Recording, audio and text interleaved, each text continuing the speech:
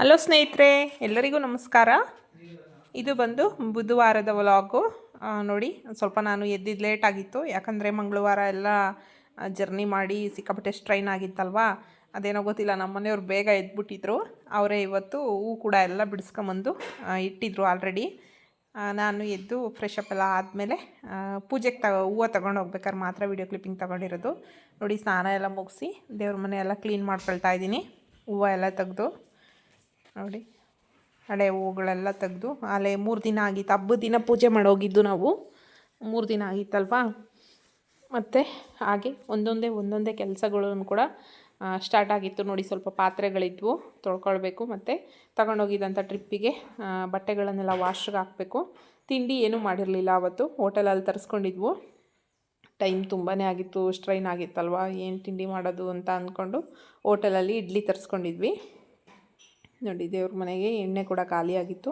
ನಾನು ಆಯಿಲೆಲ್ಲ ಇಲ್ಲೇ ಸ್ಟೋರ್ ಮಾಡ್ಕೊಳ್ಳೋದು. ನೋಡಿ, ರುಚಿ ಗೋಲ್ಡ್, ಇದನ್ನೇ ನಾವು ದೀಪದ ಎಣ್ಣೆ ಏನು ಬಿಡೋಲ್ಲ, ಅದನ್ನೇ ಬಿಡೋದು.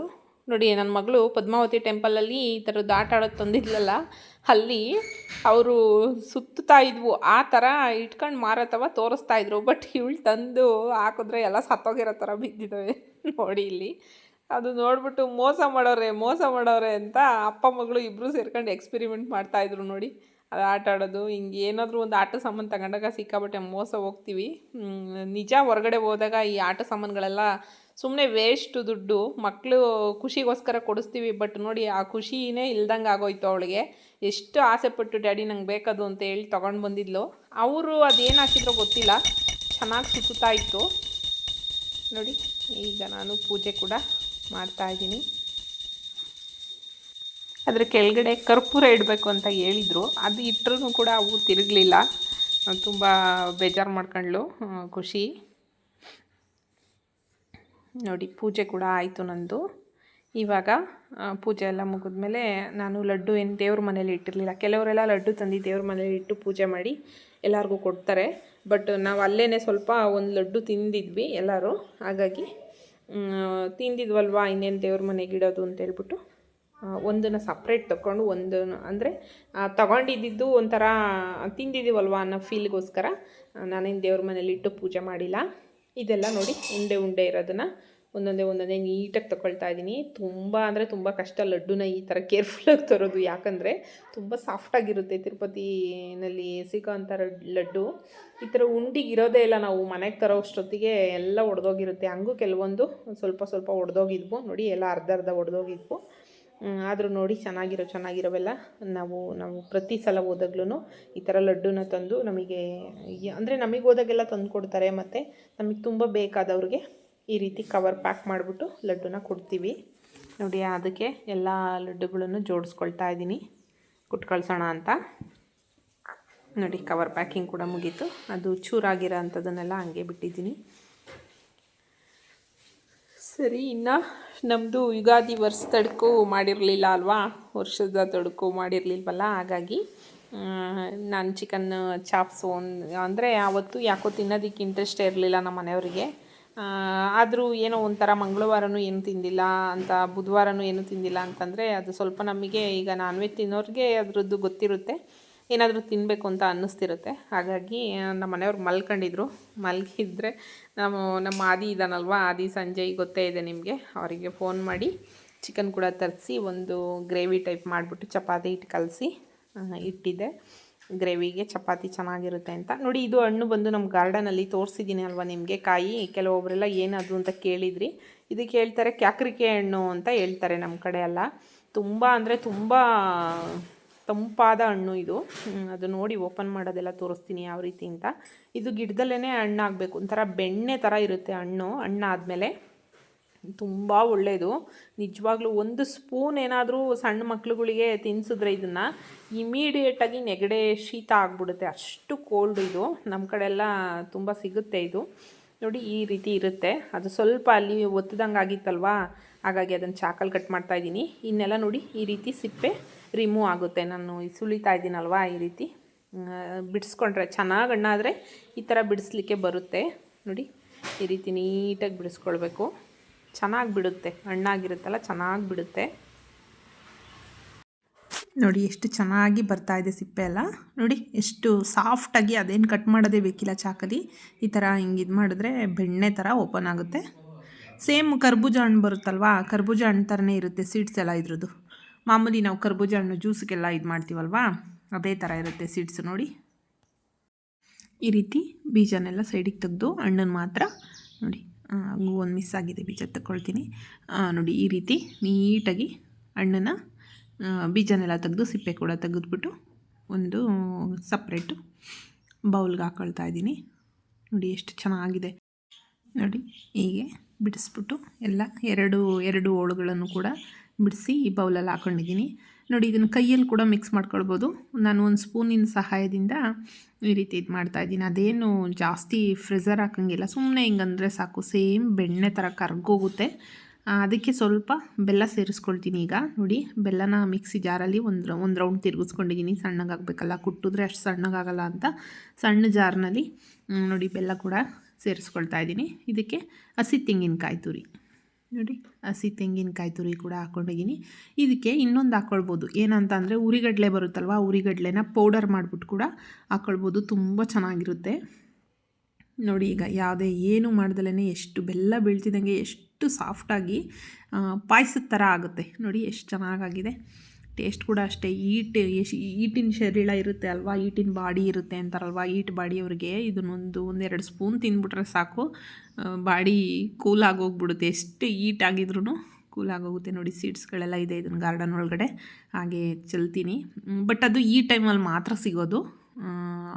ಈ ಟೈಮಲ್ಲಿ ಬಿಟ್ಟರೆ ಬೇರೆ ಮಳೆಗಾಲದಲ್ಲೆಲ್ಲ ಸಿಗಲ್ಲ, ಚಳಿಗಾಲದಲ್ಲೆಲ್ಲ ಸಿಗಲ್ಲ, ಇನ್ನು ಸಮ್ಮರಲ್ಲೇ ಸಿಗೋದು. ನೋಡಿ ನನ್ನ ಚಿಕನ್ ಚಾಪ್ಸ್ ಅಂದರೆ ಚಿಕನ್ ಗ್ರೇವಿ ಕೂಡ ರೆಡಿಯಾಗಿತ್ತು. ಚಪಾತಿ ಕೂಡ ಲಟ್ಸಿದ್ದಾಗಿತ್ತು. ನಾನು ಲಟ್ಸಿ ಹಾಕ್ತಾಯಿದ್ದೆ, ನನ್ನ ಮಗಳು ಬೇಯಿಸ್ಕೊಳ್ತಾ ಇದ್ಲು ಸೈಡಲ್ಲಿ. ಚಪಾತಿ ಗ್ರೇವಿ ಜೊತೆ ರೈಸ್ ಕೂಡ ಮಾಡ್ಕೊಂಡಿದ್ದೆ ಮಧ್ಯಾಹ್ನ ಊಟಕ್ಕೆ. ನೋಡಿ ಯಾವ ರೀತಿ ಬಂದಿದೆ ಚಿಕನ್ ಗ್ರೇವಿ. ತುಂಬ ಚೆನ್ನಾಗಿರುತ್ತೆ. ಈ ಥರ ಗ್ರೇವಿ ಮಾಡ್ಕೊಳ್ಳೋದ್ರಿಂದ ಚಪಾತಿಗೆ ಸಖತ್ತಾಗಿರುತ್ತೆ ನಿಜವಾಗ್ಲೂ. ನೋಡಿ ಸರ್ವ್ ಮಾಡ್ಕೊಳ್ತಾ ಇದ್ದೀನಿ. ನಮ್ಮ ಮನೆಯವ್ರು ಊಟಕ್ಕೆ ಕೂತಿದ್ರು, ಅವರಿಗೆ ಸರ್ವ್ ಮಾಡ್ಕೊಳ್ತಾ ಇದ್ದೀನಿ.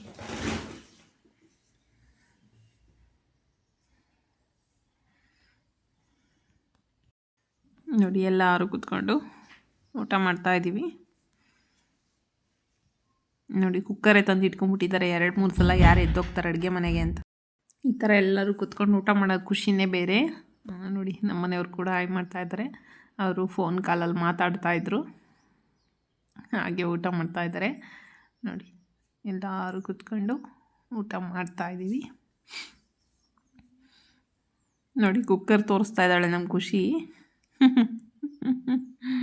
ಕುಕ್ಕರ್ ತೋರಿಸ್ಕೊಂಡು ಹೇಳ್ತಾ ಇದ್ದಾಳೆ, ಎಲ್ಲ ಕುಕ್ಕರೇ ತಂದು ಇಟ್ಕೊಂಬಿಟ್ಟಿದ್ದೀವಿ ಅಂತ. ಸರಿ, ಊಟ ಎಲ್ಲ ಮುಗೀತು. ಊಟ ಮುಗಿದ್ಮೇಲೆ ನೋಡಿ ನಾನ್ ವೆಜ್ ತಿಂದಾಗ ನಮ್ಮ ಮನೇಲಿ ಮಾಮೂಲಿ ಇದ್ದೇ ಇರುತ್ತೆ ಅಡಿಕೆಲೆ. ನಾನು ಕೂಡ ಹಾಕ್ಕೊಳ್ತೀನಿ ವಿಳೆದೆಲೆ ಅಡಿಕೆ, ಸುಣ್ಣ ನಾನು ಕೂಡ ಹಾಕ್ಕೊಳ್ತೀನಿ. ನೋಡಿ ನಮ್ಮ ಮನೆಯವ್ರಿಗೆ 2 ಎಲೆ ಕುಯ್ಕೊಂಬಂದಿದ್ದಾರೆ, ನಾನೀಗ 1 ಎಲೆ ನಮ್ಮ ಗಿಡದಲ್ಲಿ ಎಲೆ ಅಂಬಿನೆಲೆ ಕುಯ್ಕೊಂಡು ಬಂದಿರೋದು ಕಟ್ ಮಾಡ್ಕೊಂಬರ್ತಾರೆ. ಸುಣ್ಣ ಎಲ್ಲ ಇದೆ. ಬಾಳೆಹಣ್ಣು ತಿಂದು ಎಲೆ ಹಾಕ್ಕೊಳ್ತೀವಿ. ನಮ್ಮ ಮನೆಯವ್ರಿಗೆ ನಾನೇ ಹಾಕ್ಕೊಡೋದು. ಎಲ್ಲೇ ಹೋದ್ರೂ ಅವ್ರು ಅಡಿಕೆಲೆ ಹಾಕ್ಕೊಳ್ಬೇಕು ಅಂತಂದರೆ ನಾನೇ ಹಾಕ್ಕೊಡ್ಬೇಕು ಅವರಿಗೆ. ಅದೇ ಅಭ್ಯಾಸ ಆಗಿಬಿಟ್ಟಿದೆ ಚೆನ್ನಾಗಿ. ಅದನ್ನು ಕೂಡ ಕ್ಲಿಪ್ಪಿಂಗ್ ತಗೊಂಡಿದ್ದಾಳೆ, ನನಗೆ ಗೊತ್ತೇ ಇಲ್ಲ ನನ್ನ ಮಗಳು ಕ್ಲಿಪ್ಪಿಂಗ್ ತಗೊಂಡಿರೋದು. ಸರಿ, ಊಟ ಎಲ್ಲ ಮುಗಿದು ಎಲೆ ಹಾಕ್ಕೊಂಡಿದ್ದಾಯಿತು. ಒಂದು ಸ್ವಲ್ಪ ಹೊತ್ತೆಲ್ಲ ಪಾತ್ರೆಗಳೆಲ್ಲ ತೊಳೆದಿಟ್ಟು, ಇನ್ನು ನಾವು ಟ್ರಿಪ್ ಹೋಗಿ ಬಂದಿದ್ವಲ್ಲ, ಎಲ್ಲ ಎತ್ತಿಟ್ಟಿರಲಿಲ್ಲ, ಅವನ್ನೆಲ್ಲ ಅಲ್ಲೇ ಇದ್ವಲ್ಲ, ಅವನ್ನೆಲ್ಲ ನೀಟಾಗಿ ಏನೇನಿದ್ದಾವೆ ಅದರಲ್ಲಿ ಐಟಮ್ಗಳೆಲ್ಲ ತೆಗೆದಿಟ್ಟು ಎತ್ತಿಡ್ತಾ ಇದ್ದೀನಿ. ನೋಡಿ ಇದು ಪದ್ಮಾವತಿ ಟೆಂಪಲಲ್ಲಿ ನನಗೆ ಸಖತ್ ಇಷ್ಟ ಇತ್ತು, ಯಾವತ್ತಿಂದನೂ ಅಂದ್ಕೊಂಡಿದ್ದೆ ಇದನ್ನು ತರಬೇಕು ಅಂತ. ಇದು ಏನಂದರೆ ತಾವರೆ ಬೀಜ ಬರುತ್ತಲ್ವ, ಲೋಟಸ್ ಸೀಡ್ಸು, ಅದರಿಂದ ಮಾಡಿರೋದು. ಕಮಲದ ಬೀಜದಿಂದ ಹಾರನ ಮಾಡಿರೋದು. ಅಲ್ಲಿ ಮಾರ್ತಾಯಿದ್ರು. ಇದು ನನಗೆ ವರಮಹಾಲಕ್ಷ್ಮಿ ಹಬ್ಬಕ್ಕೆ ಬೇಕಾಗಿತ್ತು. ಎಷ್ಟೊಂದು ಸಲ ಅಂದ್ಕೊಂಡಿದ್ದೆ ಈ ಥರದ್ದು ತರಬೇಕು ಅಂತ. ಅಲ್ಲಿ ನೋಡಿದೆ, ಅಲ್ಲಿ ಮಾರ್ತಾಯಿದ್ರು ಎಲ್ಲ ಈ ಥರದ್ದೆಲ್ಲ ಏನೇನೋ ಡೆಕೋರೇಷನ್ ಐಟಮ್ಗಳು ಪ್ರತಿಯೊಂದು ಇತ್ತು. ಬಟ್ ನಾನೇನು ವೀಡಿಯೋ ಕ್ಲಿಪ್ಪಿಂಗ್ ತಗೊಂಡಿಲ್ಲ, ಅದನ್ನೊಂದು ತೊಗೊಂಡು ಬಂದೆ. ಇನ್ನು ಸಂಜೆ ಆಗಿತ್ತು, ಅಲ್ಲೇ 4:15 ಆಗಿತ್ತು. ಇವತ್ತು ವರ್ಕೌಟ್ ಏನೂ ಮಾಡ್ಕೊಳ್ಳಿಲ್ಲ. ಹಾಗೆ ಗಾರ್ಡನಲ್ಲಿ ಕನಕಾಂಬರ ಅರಳಿಬಿಟ್ಟಿದ್ವು, ಅವನ್ನ ಕೂಡ ಬಿಡಿಸಿ ಕಟ್ಟಿಡೋಣ, ಬೆಳಗ್ಗೆಗೆ ಪೂಜೆಗೆ ಆಗುತ್ತೆ ಅಂತ ಅವನ್ನ ಕೂಡ ಬಿಡಿಸ್ಕೊಳ್ತಾ ಇದ್ದೀನಿ. ನೋಡಿ ಅದಕ್ಕೆ ಯಾಕರಿಕೆ ಹಣ್ಣು ಅಂತ ಹೇಳಿದ್ನಲ್ವ, ಎಷ್ಟೊಂದು ಬಿಟ್ಟಿದ್ದಾವೆ. ಅದು ಒಂದು ಹಣ್ಣಲ್ಲಿ ಇದ್ದಿದ್ದ ಸೀಡ್ಸ್ನ ಹಿಂಗೆ ಚೆಲ್ಲಿದ್ದಷ್ಟೇ, ಗಾರ್ಡನ್ ಒಳಗಡೆ ಎಸ್ತಿದ್ದಷ್ಟೇ. ಇಷ್ಟು ದೊಡ್ಡದಾಗಿ ಅದರಲ್ಲಿ ಒಂದು 2-3 ಗಿಡಗಳಿದೆ ಅಂತ ಅನಿಸುತ್ತೆ. ಎಷ್ಟೊಂದು ಕಾಯಿ ಬಿಟ್ಟಿದೆ ಅಂತಂದರೆ ನಿಜವಾಗ್ಲೂ ಖುಷಿ ಆಯಿತು ನಮಗಂತೂ ಅದನ್ನು ನೋಡಿ. ಆಮೇಲೆ ನಮ್ಮ ಮನೆಯವ್ರಿಗೂ ನನಗೂ ಸಿಕ್ಕಾಬಟ್ಟೆ ಇಷ್ಟ ಅದು ಹಣ್ಣು. ಈ ಈ ಸೀಸನ್ ಸ್ಟಾರ್ಟ್ ಆಯಿತು ಅಂತಂದರೆ ನಮ್ಮ ಗುಬ್ಬಿನಲ್ಲೆಲ್ಲ ಮಾರ್ತಿರ್ತಾರೆ ಸಂತೆಗಳಲ್ಲಿ, ಮತ್ತು ಈ ಕಲ್ಲಂಗಡಿ ಹಣ್ಣೆಲ್ಲ ಮಾರ್ತಿರ್ತಾರಲ್ವ, ಅಲ್ಲಿ ಇಟ್ಕೊಂಡು ಮಾರ್ತಿರ್ತಾರೆ. ಎಷ್ಟೊಂದು ಸಲ ತಂದು ತಿಂದಿದ್ದೀವಿ ನಾವು ಅದನ್ನು. ಮತ್ತು ನಮ್ಮ ಅಮ್ಮವ್ರ ಮನೆ ಕಡೆ ಅಂದರೆ ಅಮ್ಮವ್ರ ಊರ ಹತ್ರ ಎಲ್ಲ ಬೆಳೀತಾರೆ ಇದನ್ನು. ಆಮೇಲೆ ಬೆಳೆದಿರೋರು ಮಂಕ್ರಿನಲ್ಲಿ ಇಟ್ಕೊಂಬಂದು ಮಾರ್ತಾರೆ. ಅಲ್ಲೂ ಕೂಡ ಅಮ್ಮ ಎಷ್ಟೊಂದು ಸಲ ಕೊಟ್ಟು ಕಳಿಸಿದ್ದಾರೆ, ಅದನ್ನು ಕೂಡ ತಿಂದಿದ್ದೀವಿ. ಅಮ್ಮವ್ರ ಊರ ಕಡೆನೂ ಸಿಗುತ್ತೆ ಇದು. ನೋಡಿ, ಇವನು ನಮ್ಮ ಹರ್ಷನು ಸ್ಟಾರ್ಟಿಂಗ್ ವಿಡಿಯೋದಲ್ಲಿ ತೋರಿಸಿದ್ದೀನಿ. ಇಲ್ಲಿ ನಮ್ಮ ಮನೆ ಹತ್ರನೇ ಇದ್ದಾರೆ. ಈ ಕಡೆ ಇನ್ನೊಂದು ಮನೆ ಇದೆ, ಅಲ್ಲಿ ಬಾಡಿಗೆ ಇದ್ದಾರೆ. ಇವನು ರಜಾ ಇದೆ ಅಲ್ವಾ, ಯಾವಾಗಲೂ ಬರ್ತಿರ್ತಾನೆ. ನೋಡಿ, ಇಲ್ಲಿ ಕನಕಾಂಬರ ನಾವು ತಿರುಪತಿಗೆ ಹೋಗಿ ಬರೋ ಅಷ್ಟೊತ್ತಿಗೆ ಎಷ್ಟು ಹಳ್ಳಿದಾವೆ ಅಂತಂದರೆ ಅಷ್ಟೊಂದು ಹಳ್ಳಿದಾವೆ. ನಮ್ಮಮ್ಮ ಆಡ್ಕೊತಾ ಇತ್ತು. ಅಲ್ಲಿ ಅಮ್ಮನ ಮನೆಯಲ್ಲಿ ಸಿಕ್ಕಾಬಟ್ಟೆ ಕನಕಾಂಬರ ಗಿಡಗಳಿದೆ. ಹೋದಾಗೆಲ್ಲ ಹೂವು ಕಟ್ಟು ಬಿಡಿಸ್ಬಿಟ್ಟಿರೋರು ಮುಡ್ಕೊಳ್ಳೋದಕ್ಕೆ ಇವರು ಸಿಂಧು ಖುಷಿನೂ ಮುಡ್ಕೊಳ್ತಾರೆ ಅಂತ ಹೇಳ್ಬಿಟ್ಟು ಹೂವು ಕಟ್ಟು ಅಂತ ಹೇಳೋರು. ಬಟ್ ನಾನು ಲೇಜಿ ಮಾಡ್ಕೊಂಡು ಕಟ್ಟಿರಲಿಲ್ಲ. ಈಗ ಆಡ್ಕೊಳ್ತಾ ಇದ್ರು. ಈಗೇನು ಮಾಡ್ತೀಯಾ, ಈಗ ಕಟ್ಟಲೇಬೇಕು. ಅದು ಸಣ್ಣ ಇರುತ್ತಲ್ವ ಕನಕಾಂಬರ, ಕೈಗೆ ಸಿಗೋಲ್ಲ. ಎಷ್ಟು ಕಟ್ಟಿ ಸಾಕಾಗೋಗುತ್ತೆ, ಸಾಗೋದೇ ಇಲ್ಲ ಬೇಗ. ಹಾಗಾಗಿ ನಾನು ಸಖತ್ತು ಇದು ಮಾಡಿವೆ. ಹೋಗಮ್ಮ ಯಾರು ಕಟ್ತಾರೆ ಅಂತ ಪಾಪ ಅಮ್ಮನೇ ಕಟ್ಬಿಟ್ಟು ಇಬ್ರಿಗೂ ಮುಡಿಸೋದು. ಅದೇನೋ ಗೊತ್ತಿಲ್ಲ, ಹೂವು ಮುಡ್ಕೊಳ್ಳೋದು ಅಷ್ಟು ಇಂಟ್ರೆಸ್ಟ್ ಇಲ್ಲ ನನ್ನ ಮಕ್ಕಳಿಗಾಗಲಿ ನನಗಾಗಲಿ. ನಾವು ಇಲ್ಲಿ ಬಿಟ್ಟಿರೋ ಹೂವನು ಕೂಡ ಸ್ವಾಮಿಗೇ ಅರ್ಪಿಸೋದು, ಅದೆಲ್ಲ ನಿಮಗೆ ಗೊತ್ತೇ ಇದೆ. ನೋಡಿ, ನಾನು ಎಲ್ಲ ಬಿಡಿಸ್ಕೊಂಡು ಬಂದು ಕಟ್ತಾಯಿದ್ದೀನಿ. ಅದೇನೋ ಗೊತ್ತಿಲ್ಲ, ಈಗ ನಮ್ಮ ಗಿಡದಲ್ಲಿ ಬಿಡೋದ್ರಿಂದ ನಾನು ಸ್ವಾಮಿಗೆ ಹಾಕೋದ್ರಿಂದ ನಿಜ ತುಂಬ ಖುಷಿಯಾಗುತ್ತೆ. ಕಟ್ಟೋದಕ್ಕೆ ಒಂಥರ ಖುಷಿಯಾಗುತ್ತೆ. ಬೇಗ ಕಟ್ಟಿ ಮುಗಿಸ್ತೀನಿ ನಾನು ಕೂತ್ಕೊಂಡು. ನೋಡಿ, ಏನಾದರೂ ಟೈಮು ಸಿಕ್ಕಿದಾಗೆಲ್ಲ ಈ ಥರದ್ದು ಏನಾದರೂ ಮಾಡ್ಕೊಳ್ತಾ ಇರ್ತೀನಿ. ಹೂವು ಕಟ್ಟೋದಾಗಲಿ. ನೋಡಿ, ಕಟ್ಟಿದ್ದಾಯಿತು. ಎಷ್ಟು ಚೆನ್ನಾಗಿ ಕಟ್ಟಿದ್ದೀನಿ ನೋಡಿ, ದಟ್ಟಕ್ಕೆ, ತುಂಬ ದಟ್ಟು ಕಟ್ಟಿದೆ ಸ್ವಲ್ಪ. ನೋಡಿ, ಕಟ್ಟಿದ್ದಾಯಿತು. ಇವಾಗ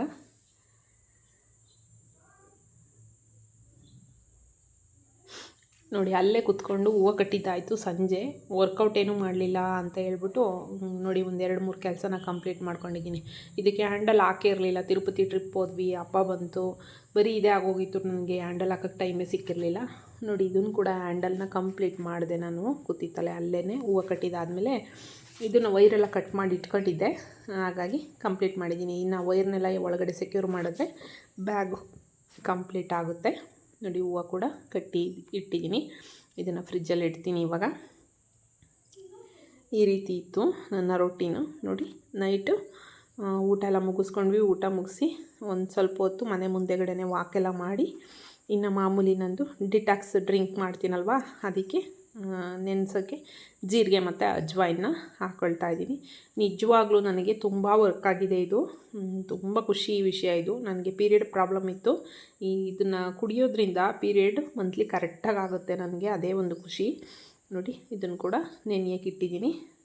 ಈಗಿತ್ತು ನನ್ನ ರೊಟೀನು. ನಿಮಗೆಲ್ಲ ಇಷ್ಟ ಆಯಿತು ಅಂದ್ಕೊತೀನಿ ಈ ಬುಧವಾರದ ವ್ಲಾಗು. ನೆಕ್ಸ್ಟು ಗುರುವಾರದ ವ್ಲಾಗ್ ಒಂದಿಗೆ ಸಿಗ್ತೀನಿ. ಬಾಯ್ ಎಲ್ಲರಿಗೂ. Thank you for watching.